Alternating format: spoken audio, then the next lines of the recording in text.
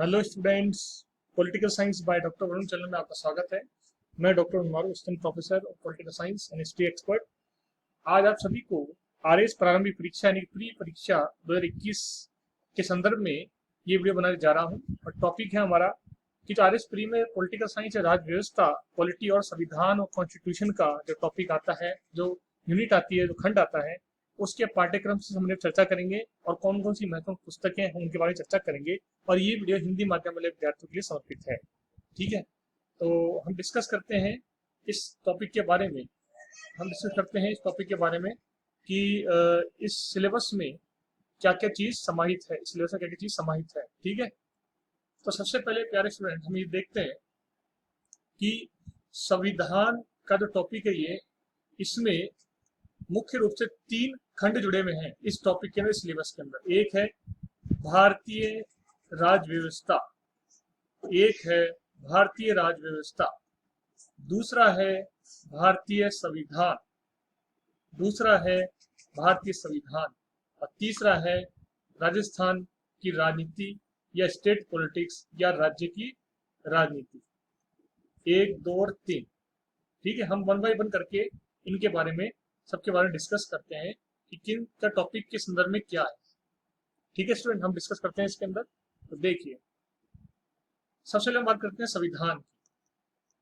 सबसे पहले डिस्कस करते हैं हम लोग संविधान के बारे में। तो इसके टॉपिक में आपको पढ़ना है कि संविधान का विकास कैसे हुआ। जैसे कि मान लीजिए कि रेगुलेटरी एक्ट आया, पिट्स इंडिया एक्ट आया, चार्टर एक्ट आया, तो उसकी डिस्कस करनी है आपको, उसकी चर्चा करनी है आपको। 1909 का एक्ट आया, माली मिंटो एक्ट आया, 1919 का मॉन्टेस्क्यू चेम्सफोर्ड एक्ट आया, 1935 का भारत सरकार अधिनियम आया, 1947 का भारतीय स्वतंत्रता अधिनियम आया। ठीक है, ये डिस्कस करना है, विकास करना है, विकास का इतिहास पढ़ना है आपको, संविधान का विकास कैसे हुआ। इसके अलावा संविधान की विशेषताएं पढ़नी है आपको। इसके अलावा भारतीय संविधान की विशेषताएं पढ़नी है। संविधान में कितने भाग है ये देखना है आपको, कितने अनुच्छेद है ये देखना है आपको, आर्टिकल्स कितने हैं, कितनी अनुसूचियां ये देखनी है आपको। ठीक है ना, कौन कौन से मेन भाग देखने हैं आपको, और कितनी आधिकारिक भाषाएं हैं उनके बारे में आपको जानकारी प्राप्त करनी है। ठीक है, ये आपको देखना संविधान के बारे में। ठीक है स्टूडेंट, तो ये तो हो गया आपका संविधान वाला पोर्शन, की आपको संविधान में इसके अंदर क्या क्या चीज देखनी है सिलेबस के अंदर। ठीक है, अब इसके अलावा हम देखते हैं सरकार से संबंधित जो भी सवाल आते हैं इसके अंदर। तो एक तो है इसके अंदर केंद्र सरकार का, और एक होता है इसके अंदर राज्य सरकार का। ठीक है, तो केंद्र स्तर पर जो होता है एक तो कार्यपालिका हम देखते हैं, केंद्र की कार्यपालिका, केंद्र की व्यवस्थापिका या विधायिका जिसको हम बोलते हैं, आजकल इसको विधायिका ही बोलते हैं अधिकतर, और एक न्यायपालिका, जुडिशरी सिस्टम। ठीक है, राज्य के अंदर हम देखते हैं इसके अंदर जो है राज्य की कार्यपालिका, एक है राज्य की व्यवस्थापिका, राज्य की जो विधायिका वो, और एक है राज्य की न्यायपालिका। ठीक है, तो इसके अंतर्गत हम ये देखेंगे कि देश की जो संघीय कार्यपालिका या केंद्र की जो कार्यपालिका है, संघीय कार्यपालिका जो है, संघीय कार्यपालिका, उसमें हम पढ़ेंगे सिलेबस के अंदर राष्ट्रपति, हमारे पीएम, हमारे प्रधानमंत्री और उनका मंत्रिमंडल, उनका कैबिनेट। व्यवस्थापिका हम पढ़ेंगे संसद के बारे में, लोकसभा राज्यसभा के बारे में। ठीक है, और राष्ट्रपति भी संसद के एक भाग है, ध्यान रखना चीज का। न्यायपालिका हम पढ़ेंगे सुप्रीम कोर्ट के बारे में, सर्वोच्च न्यायालय या उच्चतम न्यायालय के बारे में।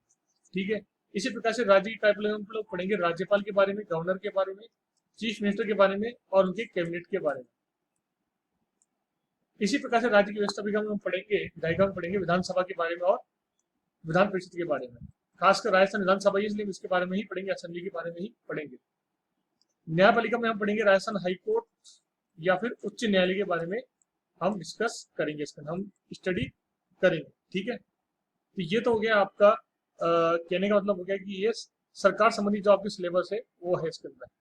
ठीक है, अब बात करते हैं हम इसके अंदर अगली कि संविधान की और जी जो मौलिक वस्तुएं हैं, जो मौलिक विशेषताएं हैं, जो मौलिक जो संदर्भीय कार्य है, उनका डिस्कस करेंगे हम सिलेबस के अंदर। जैसे कि मूल अधिकार हो गया, फंडामेंटल राइट्स हो गए, है ना, कर्तव्य हो गए, नीति निर्देश तत्व हो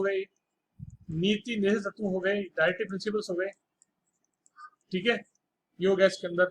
इसके साथ साथ संविधान में संशोधन कैसे होता है, ये संशोधन वाला टॉपिक है ना, अमेंडमेंट वाला, ये करंट जीके वाला टॉपिक है भाई, ये करंट जीके वाला टॉपिक है। इसके लिए आपको मैगजीन्स वगैरह पढ़ते रहना चाहिए, न्यूज देखते रहना चाहिए। ठीक है, तो मौलिक अधिकार हो गए, कर्तव्य हो गए, नीति तत्व हो गए, संशोधन हो गया। ठीक है, इसके अलावा भारत की राजनीति, जैसे गठबंधन की राजनीति हो गई, चुनाव की राजनीति हो गई, चुनाव आयोग में सुधार कैसे हो सकते हैं, भारत की राजनीति में आपराधिकरण को कैसे कम किया जा सकता है, ठीक है ना, कम कैसे किया जा सकता है आदि। जातिवाद की जो व्यवस्था है राजनीति में, उसका प्रवेश, उसके बारे में चर्चा करेंगे हम। ठीक है, तो ये हो गया आपका भारतीय राजनीति के बारे में। कि भाई भारतीय राजनीति के बारे में हम इसमें क्या पढ़ेंगे, ठीक है, और संविधान के बारे में हम क्या पढ़ने जा रहे हैं। इसके अलावा एक टॉपिक है जिसको हम बोलते हैं राजस्थान की राजनीति या राज्य की राजनीति, या राजस्थान की राजनीति या राज्य की राजनीति, या राजस्थान की राज व्यवस्था, राजस्थान की राज व्यवस्था। हम ये भी पढ़ेंगे इसके अंदर। इसमें हम पढ़ेंगे इसके अंदर राजस्थान विधानसभा के बारे में। राजस्थान विधानसभा में हम पढ़ेंगे हिस्ट्री, इसका इतिहास पढ़ेंगे, इसकी संरचना पढ़ेंगे, इसकी कार्य प्रणाली पढ़ेंगे, हम स्ट्रक्चर पढ़ेंगे, वर्क पढ़ेंगे इसके, ठीक है ना। और इसके जो सरकार है वर्तमान में कौन सी नंबर सरकार, उसकी क्या स्ट्रक्चर हम पढ़ेंगे, हम उसकी संरचना पढ़ेंगे।